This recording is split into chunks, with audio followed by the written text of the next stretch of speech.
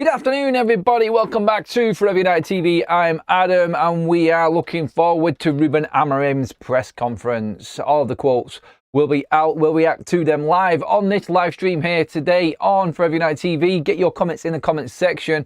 There is a separate Q&A section asking you, the audience, the Man United fan, what would you ask Ruben Amorim today if you were in that press conference? Specifically respond to the Q&A and not in the live chat so it doesn't get lost in there. Anyone who does put a question in there that you would ask Ruben in the Q&A section on the live chat, I'll read that out for you. Let's get into what could possibly be happening in the press conference today. Well, of course, the big question is going to be about Manchester United's injured players, the three that are out, namely Harry Maguire, Matthijs de Ligt, and of course Benjamin Sesko. All have importance of their own in their respective positions. Obviously, the leadership qualities and strength and experience at the back of de Ligt and Maguire, could that come in and be crucial for United this weekend? And of course, a natural number 9 coming in for United in Benjamin Sesko. My guess is none of them will start the game. None of them will get significant game time, I don't think, but that being, I think they will get important game time, maybe. I don't want, this is the old thing with Ruben Amorim, isn't it?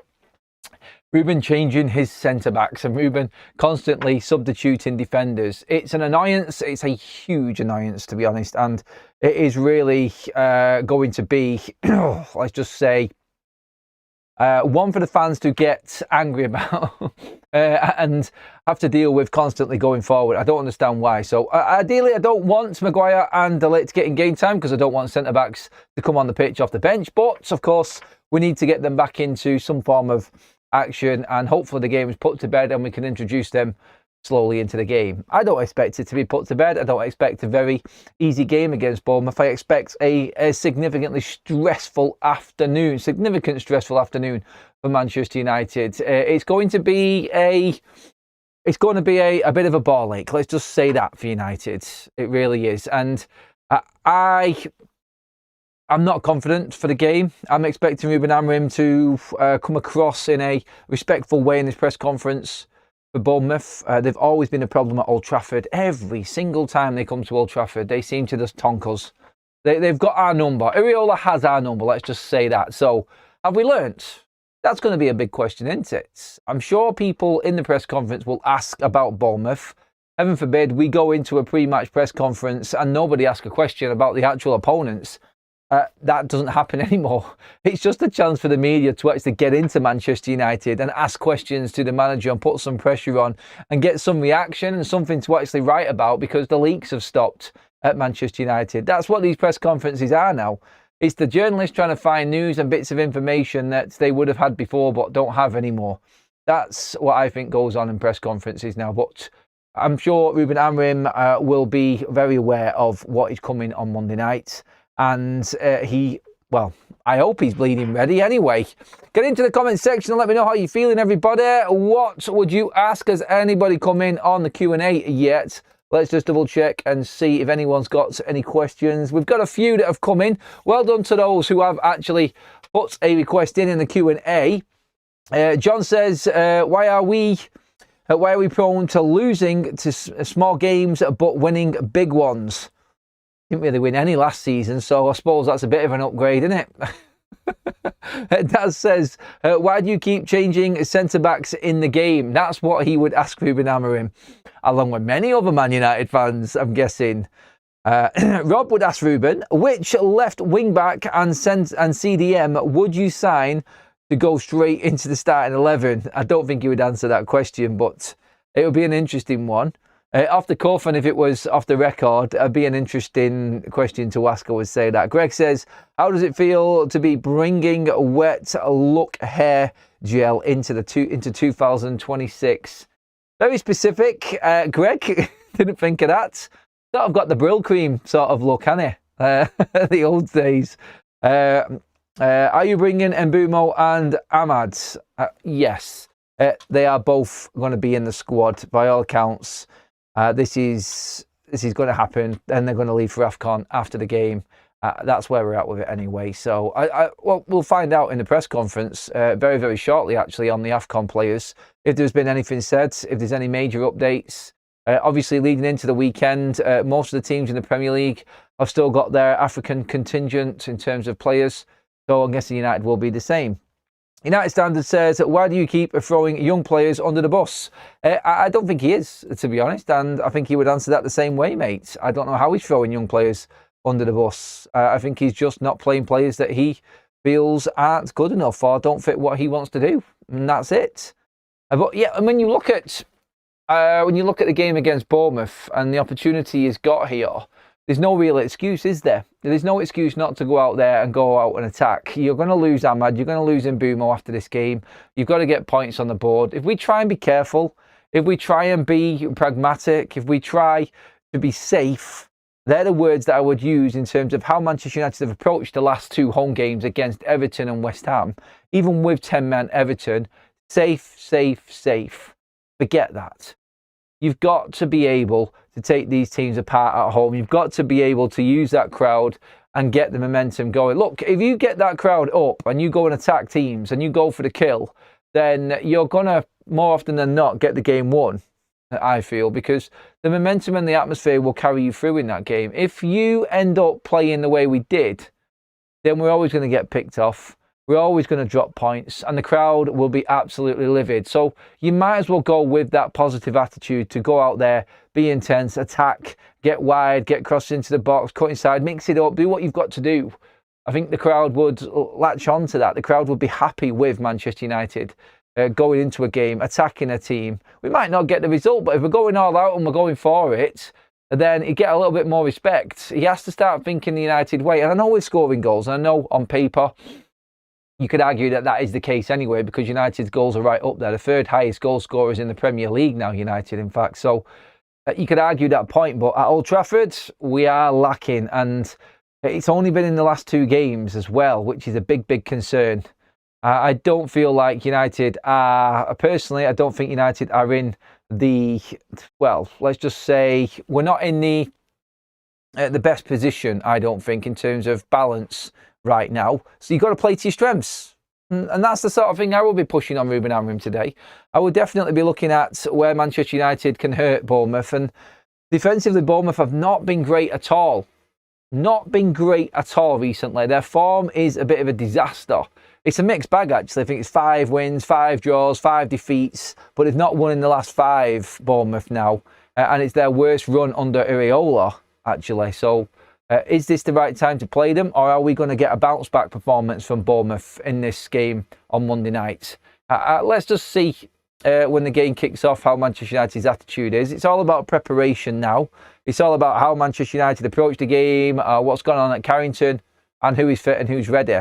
Who would your back 3 be for this game? Now that Leach has got significant minutes, Heaven's had his spell, Shaw is doing okay.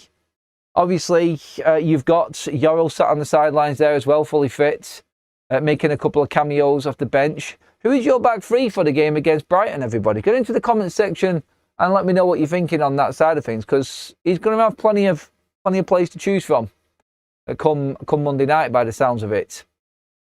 I still don't know if anybody knows what Man United's best back 3 actually is. Everyone's back 3 is different. A lot of people would have Maguire and De Ligt. A lot of people would have Heaven and Martinez in there. A lot of people got to put Mazza in there as well. It's a difficult one, isn't it? I think normally you would build a partnership at the back. You would try and get that understanding, that telepathical understanding of where your partners are going to be on the pitch and build a relationship at the back. But then again, there's some games where you look at our centre-backs and you would say that player is actually a really good fit for the opposition today. And you change it game by game. I think that's where Ruben is at the moment, because he's got so many bleeding centre-backs. I don't think he actually knows if he has got a favoured back 3. I think he's going to change it all of the time. Some interesting comments in that already. Richard says Yorrell, Heaven and Shaw.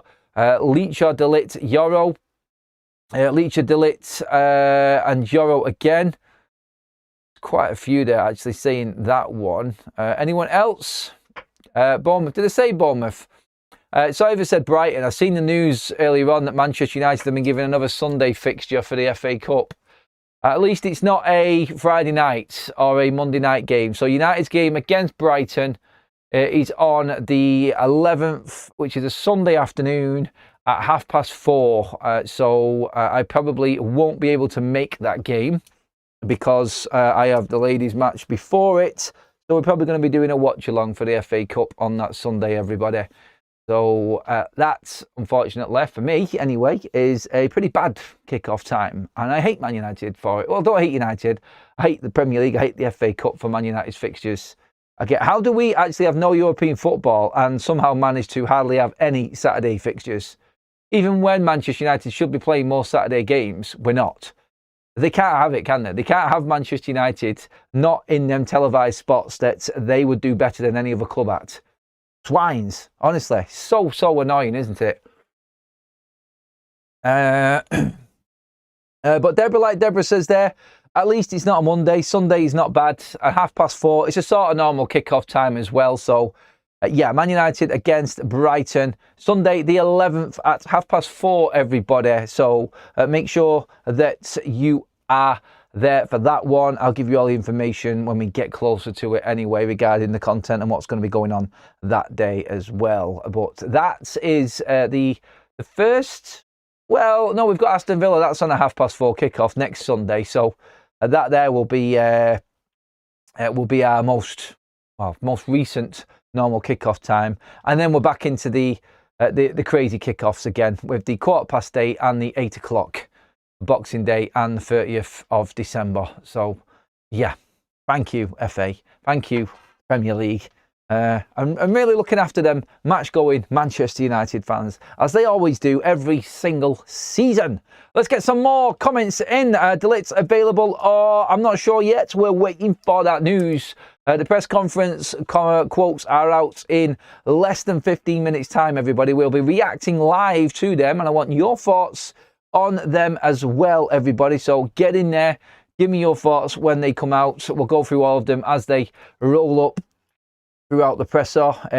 It's so kind of you to use my name as a promo code for OK Jerseys. Very convenient. No problem, Adam.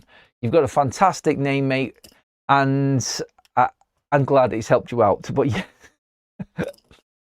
The link for OK Jerseys and all of the kits. Again, I've got one here, actually. This is my baseball one again. The one I've been showing off. I just like this one, so I'm going to show this one off today. I'll mix it up and get another one out for tomorrow for you to show you what there actually is available. But that's the baseball Man United jersey. Yeah, we don't have a baseball side, but it's just a bit of a novelty, and I like it. I think it's good. I think it's decent. Anyway, that's that. Get some more comments in. More partnerships at the back. Richard would go with Euro Heaven and Shaw. Interesting. Have I said that one already? I'm not too sure. Adam, send me a ticket. No. Stu, I've got people queuing up for my ticket. God. Unfortunately, I'm really annoyed that I can't go to that game now. But that is what it is. I really don't understand how we get the most clean fixture schedule ever and end up playing on Monday nights. It's a madness, says Greg. It is. Regardless of who plays in the back line, we need to stop conceding stupid goals. And I'd like to see Ruben not change the back line during the game too, says Ant. Very, very good point on that one, buddy. I think most Man United fans agree with you on that. Let's get back into the Q&A and see if anyone else has got any questions they would ask Ruben Amorim. To Adam in the Q&A says, do you watch Forever United TV? And if not, you should. That's what he would ask Ruben Amorim. Adam, again, he is winning the vote for the best live chat of the day so far. Do you like 3-4-3 is a question there as well to Ruben Amorim. I mean, I'll probably be doing a bit more content later. We've got the girls' team's Christmas do tonight, so no live show tonight, everybody. I'll see if there's any contents there. There is something I'm thinking about putting out, which I'll put out later if I feel like it is right, and I will be interested to get your opinions on it. So just keep an eye out for that. Make sure you have hit the subscribe button and the bell notification for any extra content that's coming up. as well, everybody. But yes, it's going to be a busy old weekend. We might be doing Rival Watch again tomorrow, or maybe not tomorrow, maybe Sunday. We will see. It might be a full weekend of it, in fact. Plenty of games going on, plenty of important games that impact Manchester United's season. One thing that'd be interesting to ask Ruben Amorim now, it's like, if you get to the halfway mark in a season, so we get to the 19-game mark, which is pretty much the Wolves game, I think, isn't it? So we've got Bournemouth 16, Villa 17, Newcastle 18, and yes, the halfway mark is the 30th of December. The last game of the year, calendar year that is the official halfway mark through the season. If we were somewhere in and about like where we are now, come that game, a few points, I would ask Ruben Amorim, do you actively see Manchester United going for top four? Can we make top four? You've already played everybody. You are where you are, halfway through the season. Now it's squeaky bum time. You're heading into the business part of the season. Can Man United, are you aiming for the top four? That's what you've got to ask, isn't it? You've got to get reactions from managers. You've got to gauge where their actual mindset is and what they're thinking. And this is what I always did when I asked questions in press conferences. I think I did it one time. I was in Barcelona, actually, in the new camp. And United drew 2-2. And Casemiro dropped an absolute clanger in that game to make it 2-2. Barcelona equalised. I think I asked Ten Hag the question. I said to Ten Hag, I said something along the lines of the individual error. Have you spoken to Casemiro? Is that something that you're trying to stamp out of the game in terms of individual errors, their moments, that decision making? Is that something that you're coaching in games? Sidestepped it completely, like all managers do, but it gives you that sort of sense of where the manager actually is, what he's thinking, how he's feeling. You can tell it in the tone sometimes of how he actually answers questions. And Ruben's the same. Ruben is exactly the same. I've sat there in press conferences and I've seen people asking him questions, and I think I was actually in the press conference when someone pulled him on Casemiro when they brought up the situation of Casemiro sitting on the bench and being an unused substitute for 7 games in a row, I think it was. And he answered the question. He went into detail on it. It's like he knew that something was coming up. He didn't sidestep this question. He kind of went into details into why Casemiro is there, and he's waiting for that opportunity to come in. He's training hard, he's doing everything right, and Ruben's waiting for that moment to bring him in. Now, that brings me into the Kobbie Mainoo situation now. And again, I think Kobbie Mainoo might get brought up today in the press conference because the rumours are rife and we're getting closer and closer to that transfer window opening.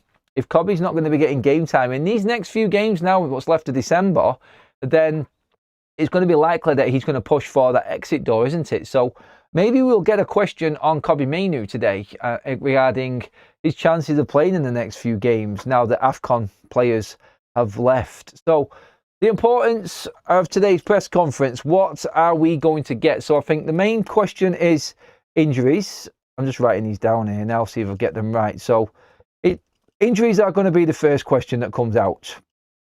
Second one, maybe AFCON. I reckon. Any confirmation? Everyone is available for the Bournemouth game. I'm sure now heading into the weekend, Manchester United would have had confirmation because they've got to put their squad forward to the Premier League, obviously, to register the players after lunchtime today for the actual fixture. So I'm guessing, because we've not heard too much elsewhere, that the players are all in. So AFCON definitely will be after the Bournemouth game. Then you're probably looking at Kobbie Mainoo. I think Mainoo will be brought up. Obviously, Ruben will pick and choose how much of this press conference he wants to run in the open side of it, as in part 1, and then the embargoed version, part 2. He usually does more for the embargoed version, which we will get released Sunday evening. So we'll be covering that on the Monday morning, no doubt. But again, I think they're the main 3 topics. I'd say the injuries and players coming back, the AFCON situation, Kobbie Mainoo. Someone might bring up some other questions regarding Manchester United's mindset, maybe, and the importance of winning this game, the first one out of the 5 where we've had an opportunity to potentially be in the top 4. Now, results might not go our way this weekend, and by the time we actually get to Bournemouth, we might not be able to make top 4. But answering questions on that, I think that might actually be a better question on the Monday evening after the game is finished. The post-match press conference might be the best place to get a response to that one. We'll definitely be asked about Mainu to provoke a reaction again. Like I said, yeah, Cal's right. More often than not, he will, because I don't think anything's going to be asked regarding the Bournemouth team itself and what they're bringing. I just don't see the media going down that road. And again, these press conferences are used now just to gain a little bit of intrigue and try and tempt a sort of reaction out of the manager. I said it before, didn't I? The leaks have all stopped now, and all of a sudden questions are being asked that have no relevance at all to the actual game itself. So this is where Manchester United's press conferences have gone now. It's just an opportunity. And by the way, everybody, let's get liking the video. If you're loving the content, if you haven't already, please pop a nice big fat like on the live show, everyone. Ant says, I'd also ask, Slot is having arguably a much worse season given the circumstances. Does the media bias frustrate you? A media bias towards Manchester United over other clubs. How Arne Slot is not getting stick. I think Arne Slot is now getting stick, but he keeps on pulling off big victories, and victories in the Champions League go a long way in saving a manager's job. They really do, because they bring money and they bring prestige. And the fact that he has beaten, obviously, the likes of Real Madrid now, Inter Milan, 2 teams that were big in the competition last season. He's beaten both of them now this year. He's beaten the 2 of the best sides in Spain. He's beaten the best side in Italy. And I think it saved his job, Arne Slot, really, on that one. We'll see how they perform against Brighton this weekend when they've got a fully fit side that's had a full week to prepare for the game. Thankfully, Manchester United are not going into a Bournemouth game this week off the back of European football. That would be a problem for Manchester United, as we found several times last season. Games after the European fixtures were a nightmare for us, and we always struggled. Don't get me wrong, I want European football being back, but on this occasion, going into this Bournemouth game, maybe this will be the difference this season. Maybe this will be like it was against Brighton, like it was against Crystal Palace, like it was against Liverpool. No European football for Manchester United. Less games have allowed us to win these awkward, tricky football games that we've always lost or done bad in. So I'm looking at omens there, really, more than form or anything like that. So let's see. Don't forget, regarding the injuries as well, and that update coming, if you weren't with us yesterday, we updated you on the fact that Manchester United televised on MUTV open training.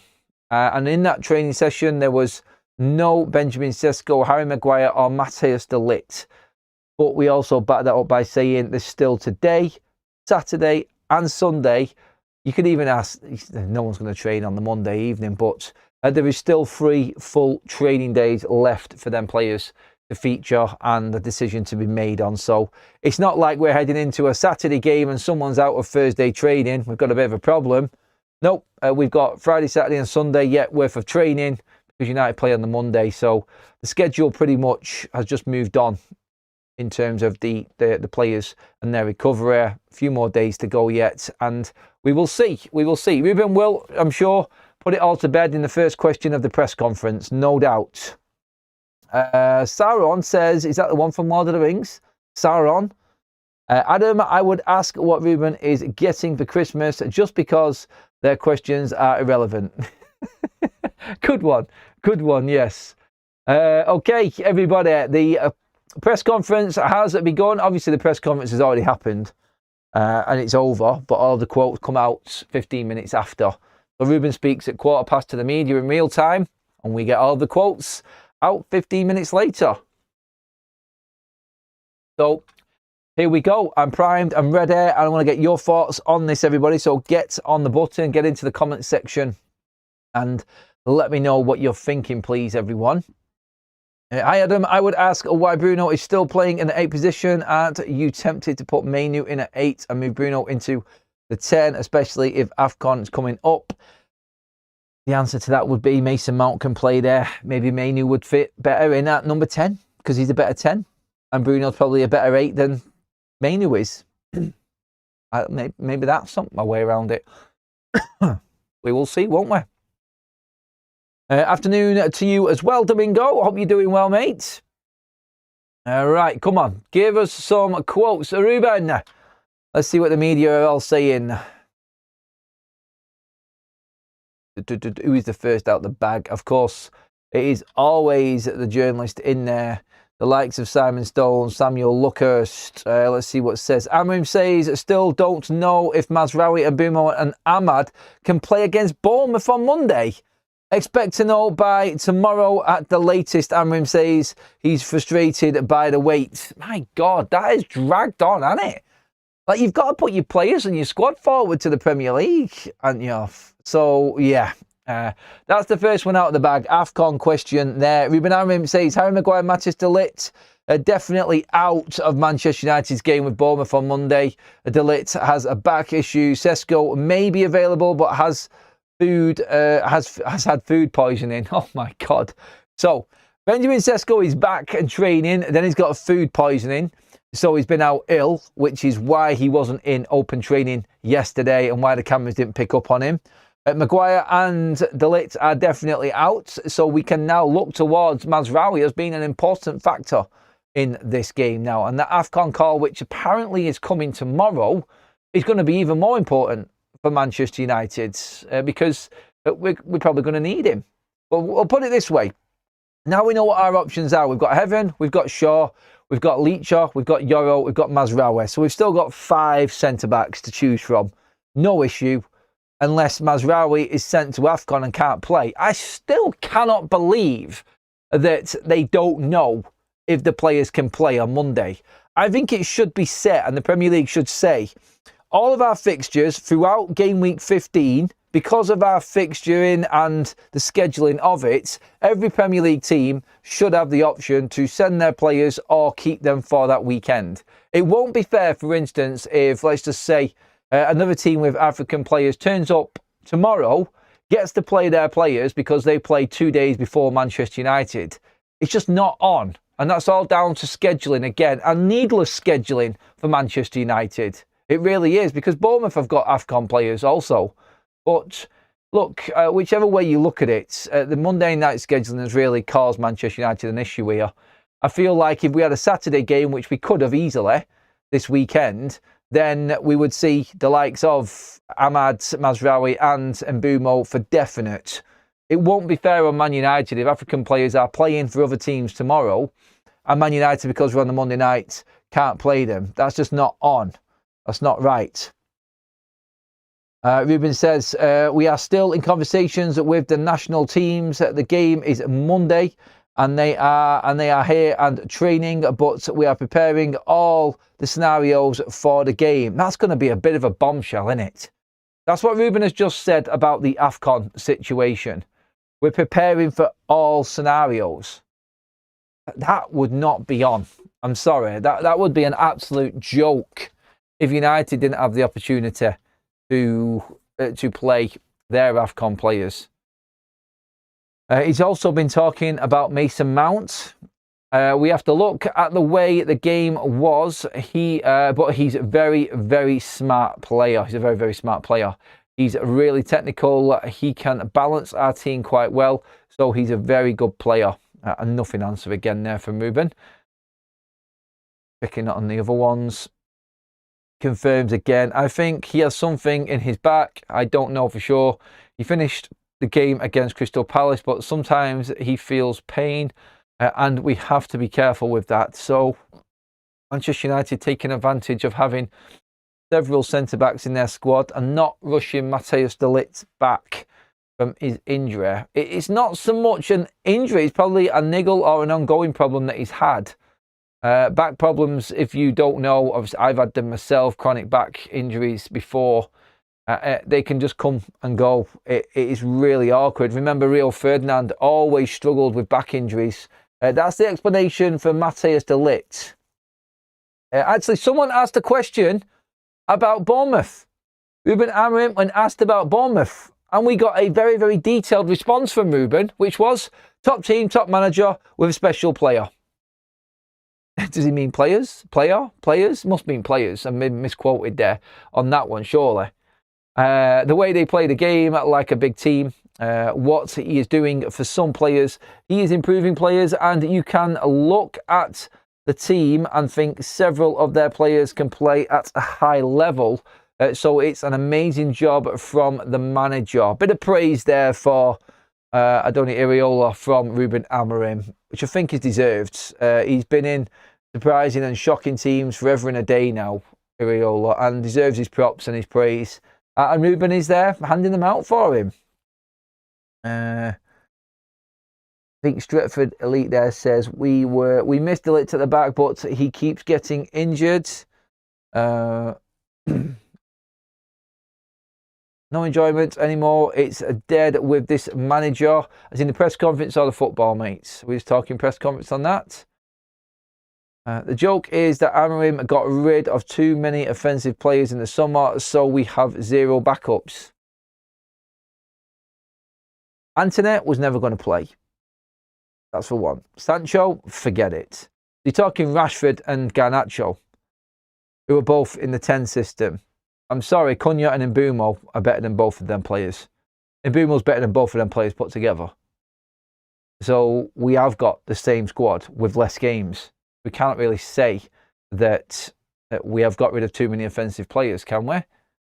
Because Antony didn't count, Sancho didn't count, and Rashford wasn't playing the back end of last season anyway. It still doesn't count because we brought in replacements. I don't get it.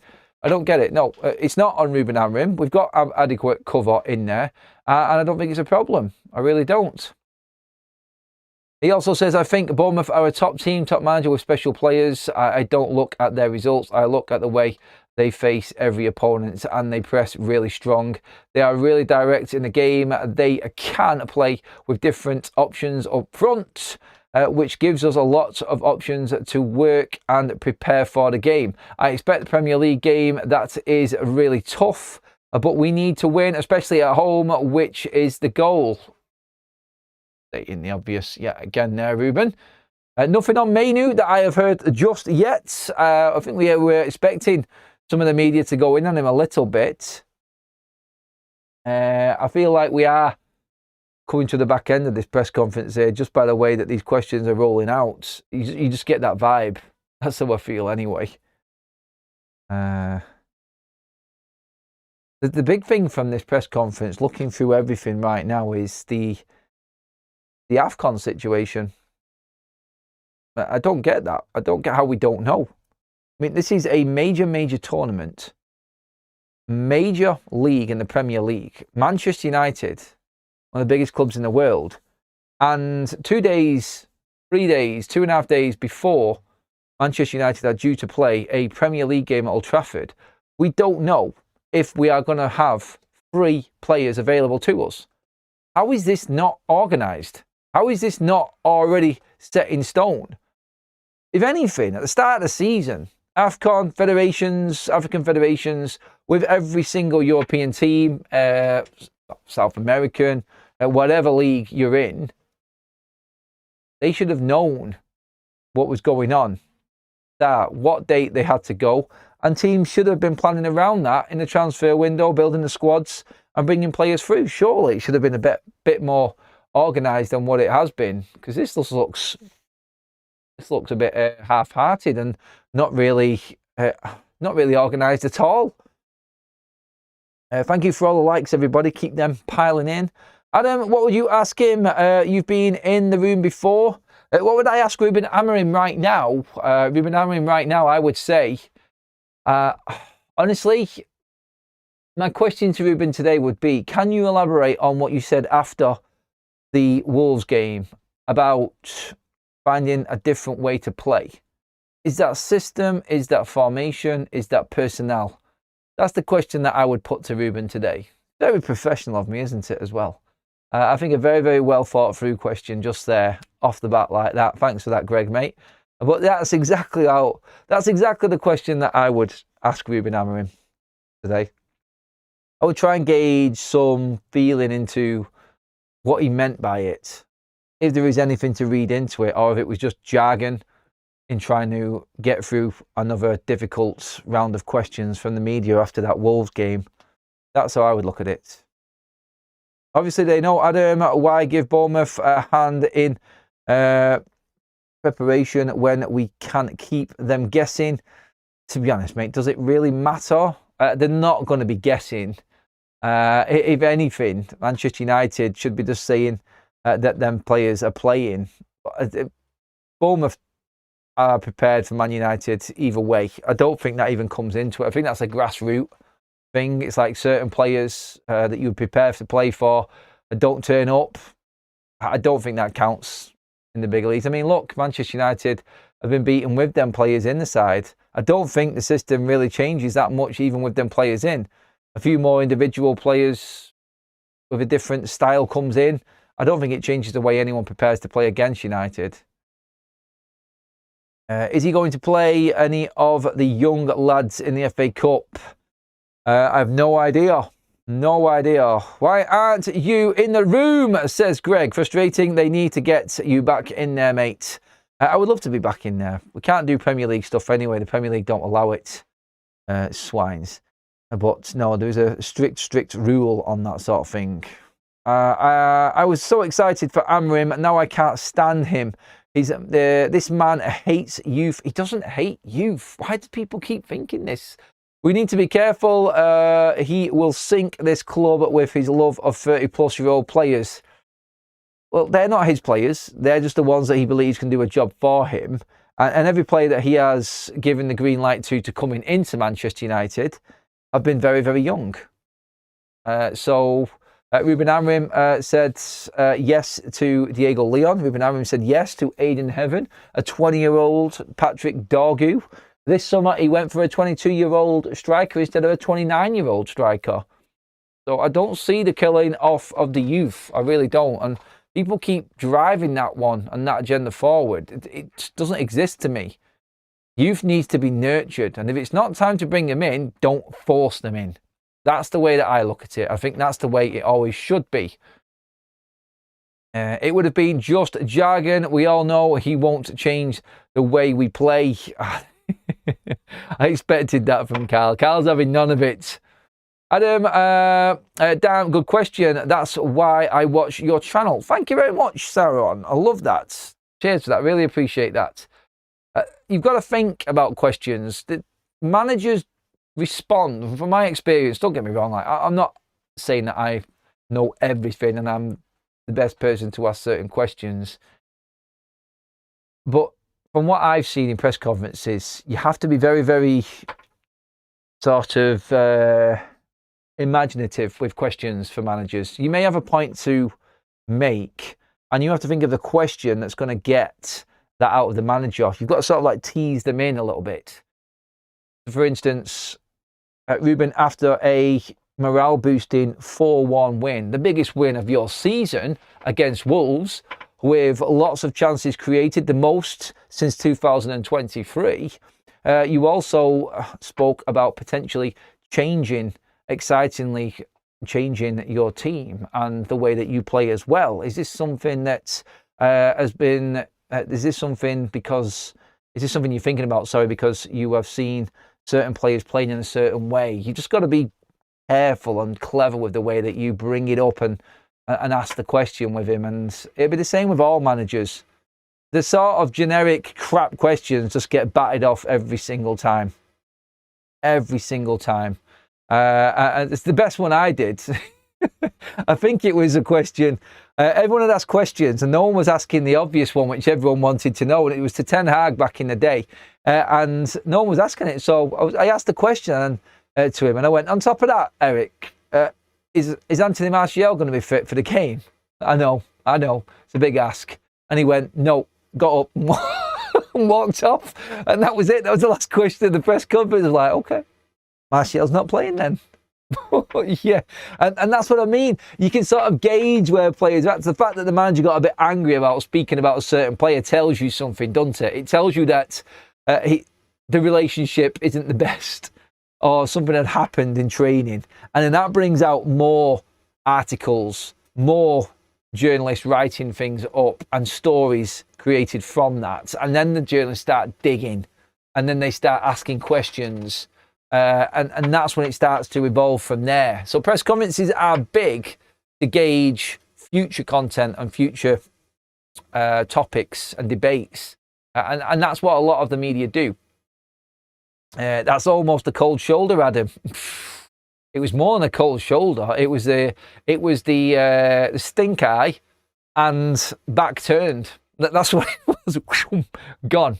That's all then. Yep. It was funny. It was funny at the time. Sometimes honestly, I've done it with players as well. So if you're speaking to a player and you can rile a player quite easily, you just have to ask a certain question. And if it's something that they're passionate about, it comes out of nowhere. It's good because it's great viewing and it's just raw emotion and what comes. But yeah, by the way, that is it for the press conference. So again, the nitty gritty stuff is going to come probably on Monday morning, after the embargoed version. Part 2 of the presser is released on Sunday evening. That's when it will be. Let me just double check that for you, everybody, as well, because the schedule for the press conference will be out now. As soon as part 1 comes out, part 2 is scheduled automatically. So let's just check exactly. So Saturday.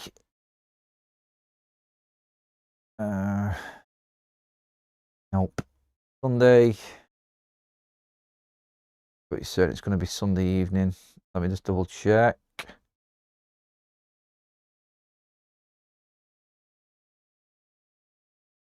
Where is it? Yep, there it is. Sunday evening, 10:30. Usual. It's always the day before the game as well. Anyone got anything to say on Ruben's responses there? There wasn't much in terms of real gossip and situations that could possibly be developing. No one's really asked him about the wing-backs, about Kobe Mainoo or anything like that. The transfer window got avoided as well. Maybe that will come on Sunday evening for us. I do actually wonder what the starting 11 will be during AFCON, because I can't imagine Mount staying fit enough to start every game. And I would argue Sesko is less ready than some of the bench options. It's interesting you should say that, Johnny, because I was talking about Mason Mount playing his first 90 minutes against Crystal Palace. Then he was rested against West Ham. Drew that one. That was a balls up. And then he played near enough the whole game again, got subbed off late against Wolves. So he is going to be watched and he is going to be nurtured, I think, through. Is that the right word? Sort of like monitored, whatever you want to say, in terms of his minutes. And then Sesko's going to be slowly brought back in. I think there's quite a few people, I think Carl's one of them in the chat, that's always mentioned that Sesko's still not even a top pick, even when he's fit for Ruben Amorim. He's been benched quite a lot. So that's something to put into the reckoning as well. So Mason Mount's minutes will be limited. I actually do believe, and this is why I'm a bit gutted no one asked the question about Kobe Mainoo. Again, there's another question you could ask there is, do you think Kobe Mainoo could feature as a number 10? With Mason Mount's minutes being watched, no Brian and Bumo, another option that you could play with Mazraoui at right wing back and pushing Ahmad forward. All of them options have gone. So Mount's minutes are going to be watched. Sesko coming back in obviously gives you a 9 option. Does that mean that Zirkzee will play in at 10 with Sesko in certain games? Does Mainoo creep in there? There's quite a bit that you could ask. I would actually keep Bruno at 8 because he's a better 8 than what Kobe is. He's got better legs. Play Kobe in the 10. That's how I would do it anyway. I know that's different in everyone's opinions, but still. Carl, I'll beat you to it, mate.